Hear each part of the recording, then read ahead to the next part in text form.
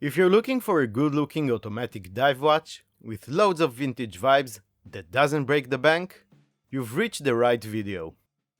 Today we are taking a look at the Addiesdive AD2056. Let's dive right in. Pun intended. The AD2056 is a homage to the Omega Seamaster SM300 of the 1960s, and it usually costs around $140, though it does go on sale pretty often. This is the price at the time of recording. It is available for the same price on either a metal bracelet or a waffle-style rubber strap. Going for the bracelet is a no-brainer, I think. You can always buy a waffle strap separately, but you probably won't find a bracelet that fits if you decide you want one later on. I bought this watch from the Addiesdive watch store on AliExpress, and the reason you saw the includes paid promotion flag in the beginning of this video is that they did let me have it at a discounted price. They got you covered too with a $5 off discount code you'll find in the description of this video. The watch comes in the regular old plastic case you see with many AliExpress watches. It's functional and keeps the watch safe, and having many of these laying around can be useful if you want to use them to store whatever. While the original Seamaster was 42mm in diameter, I'm glad Addiesdive went with a smaller 40mm case. It is 13.5mm thick including the domed crystal, has 20mm between the lugs, with the bracelet tapering down to 16 at the clasp. Lug tip to lug tip is 46mm, and sized up for me with 4 links removed, it weighs 135 grams. Water resistance is 200 meters.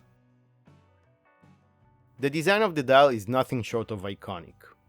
That's no thanks to Addiesdive, but they did get it right. Everything is printed on in either white paint or luminescent material. Starting with a minute track made up of long lines, with loomed hour markers emerging between them. The 4 main hour markers are truncated to make room for Arabic numerals 12, 3, 6 and 9. Addiesdive's name and logo are printed under the 12 o'clock index, and automatic 200 meters are printed above the 6. There's no date window on the dial, something I personally prefer.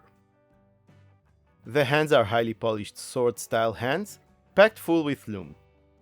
The Arrowhead seconds hand has a really long syringe tip, and overall I think the handset looks good, with each hand reaching exactly where it's supposed to reach. The AD2056 sports a sapphire crystal. A very nice double-domed one with plenty of blue-tinted anti-reflective coating applied to its underside. The case is made of 316L stainless steel, and each and every one of its surfaces is treated to a brushed finish. The finishing level is mediocre at best, and definitely leaves more to be desired. It's quite a thick case, and it has those twisted lugs that are so synonymous with Omega. The crown is gnarled and screws down into place, and it has Addiesdive logo engraved on top. The case back is made of stainless steel as well, a solid chunk of it. It screws down into place as you'd expect to see on a diver, and has Addiesdive's scuba mask and harpoon guns boldly engraved on its center, as well as the usual spec sheet engraved around it. Moving on to the bezel, this one features deep notches that provide great grip and a ceramic dive time bezel insert with fully loomed markings. The bezel action is good. It is tactile and even, with a nice amount of tension. It has no freedom or backplay, and it aligns nicely with the dial. Are you ready for the loom shot? I don't think you are. Let me build some tension here and just remind you that this is a sub $150 watch. Ready? Here we go. Emperor penguins are the largest of all penguin species, native to the icy landscapes of Antarctica.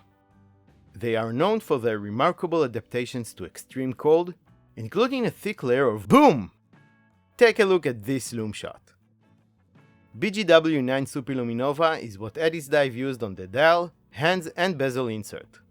And in all honesty, it looks quite spectacular for a budget piece. This is one of those watches that light up when you step into an even slightly darker room. powering this Addiesdive diver is the powerhouse Seiko Instruments NH35, with all of its familiar specs. 24 joules, 21,600 beats per hour, with that 6 ticks per second sweep of the second hand. 40 hours of power reserve, hacking and hand winding, Diashock shock protection system, an accuracy of between -20 to +40 seconds per day, and yes, a date complication. It doesn't get utilized on this watch, so you do get a ghost date position on the crown. The stainless steel bracelet is very similar to the ones found on the AD2023-1 and 2030 I've just reviewed a couple of weeks ago, but with one key difference that I feel is a bit of a step back. It's basically the same oyster-style bracelet, with solid links, solid end links, brushed on top and polished on the sides, with the same excellent for the price, double pusher, fully milled fold-over clasp that features 5 micro-adjustment holes and a polished chamfered edge. But on this bracelet the middle links of the end links are protruding, bringing the effective overall length of the watch up to 52.5 mm and making it less appealing for smaller wrists. On wrist, you can really see how those male middle links affect the wearability. It almost overhangs off of my 7-inch wrist, and for smaller wrists it is definitely going to. Besides that, it's a nice watch to wear, nicely proportioned and with a nice hefty presence. Legibility is good, the hands pop against the black dial, and with the help of the anti-reflective coating and great lume, reading the time is easy to do.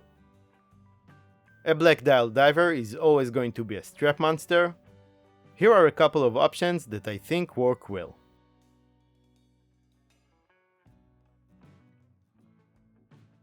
Let's go over the pros and cons. On the pro side, this is a solid watch. It's almost hard to believe it's a sub $150 watch. It feels robust and looks great, and you do get a lot for your money. Starting with a solid stainless steel construction, a beautifully domed sapphire crystal, a ceramic dive-time bezel insert, excellent lume, plenty of micro-adjustment on a fully milled clasp, 200 meters of water resistance with a screw-down crown and a screw-down case back, and a Seiko automatic movement. I really like this watch, and I think it earned itself a permanent spot in my collection. On the con side, we have those protruding male middle links of the bracelet's end links. It's a nice bracelet overall, but having protruding middle links always takes away some of the comfort. Besides that, I can point at the blue AR coating that does help, but is a bit distracting, as blue AR coating tends to be. We also have a ghost date position that doesn't bother me, but needs to be mentioned for those of you it does bother. Well, that's it for me. Let me know what you guys think of this Addiesdive diver down in the comments below. You'll find the link in the description of this video. If you like this video, please give it a thumbs up, subscribe to my affordable watch collection, and hit the notification bell for more affordable watches related content. Here are a couple of quick links to my reviews of 3 more Addiesdive watches. Check one of these out next.